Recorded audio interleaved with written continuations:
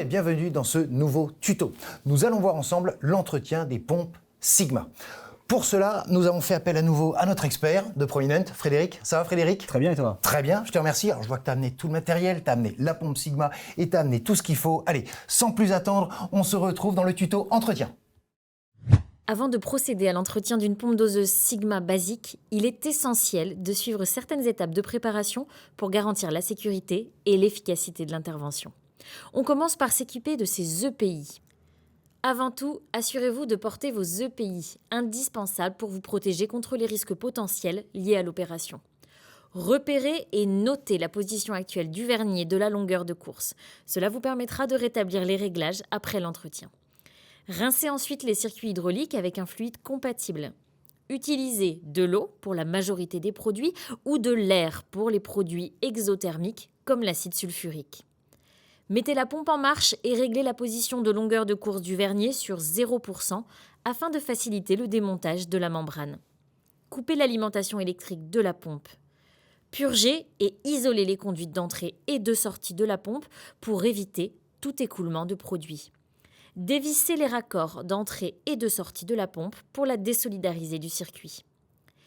Une fois ces étapes effectuées, la pompe est prête à être retirée et vous pouvez débuter votre entretien préventif ou curatif. Avant de démarrer l'entretien, il est important de placer la position de course du vernier sur 0 tant que la pompe est alimentée.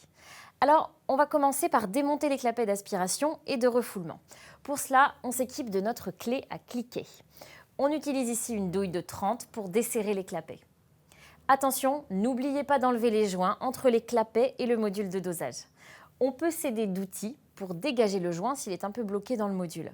Et on fait de même pour le clapet d'aspiration. N'oubliez pas de récupérer le joint ici aussi.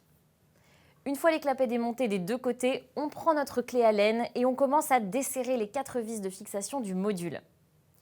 Et on finit le démontage à la main. Voilà, le module de dosage peut maintenant être sorti du corps de la pompe et on peut désormais voir notre fameuse membrane.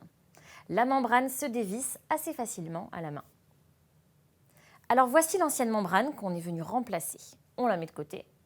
Ensuite, on retire l'entretoise. Et on accède enfin à la dernière pièce de cet entretien qu'on appelle le soufflet. On en profite pour vérifier son état avant de remonter l'ensemble des composants. Si le soufflet est propre, vous pouvez le réinstaller. C'est le cas pour nous. On le replace donc dans la pompe. On reprend l'entretoise. Petit détail qui a son importance, lorsque l'on remonte l'entretoise, le trou d'évacuation doit bien être orienté vers le bas. On continue l'entretien avec la mise en place de la nouvelle membrane fournie dans le kit de maintenance. On la sort de son carton et on vient la placer sur son axe. Il suffit de la visser à la main. Voilà, on serre un peu fort à la fin. On peut reprendre le module de dosage laissé de côté. Pour rappel, on se trouve dans le cas d'une détection de rupture de membrane. C'est ce petit indicateur rouge que vous pouvez voir. Ici, le capteur de rupture de membrane a été activé. Il suffit alors d'enlever le capuchon en plastique et de pousser le capteur pour le remettre en position initiale. On peut ensuite replacer le module sur notre pompe. Attention à bien maintenir l'ensemble des composants lors du serrage. On reprend nos 4 vis et on va venir effectuer un serrage en croix pour assurer une répartition égale de la tension. On serre ensuite à 4 ou 5 Nm, pas plus, pour éviter d'endommager le doseur. Il serait dommage d'abîmer le doseur à cette étape de l'entretien. Enfin, avant de remettre les dernières pièces de la pompe, c'est-à-dire les clapets de refoulement et d'aspiration, n'oubliez pas de replacer les nouveaux joints du kit d'entretien entre le module de dosage et les clapets. C'est essentiel pour l'étanchéité de la pompe. Prenez un des nouveaux clapets et inspectez-le afin de le placer dans le bon sens. Pour cela, une petite flèche est marquée sur le clapet. On commence par le clapet de refoulement. On veut donc que la flèche parte vers le haut. Cette flèche indique le sens d'écoulement du liquide. On visse à la main, puis on termine avec la clé à cliquer. On fait la même opération avec le clapet d'aspiration en plaçant le joint, puis le clapet dans le bon sens.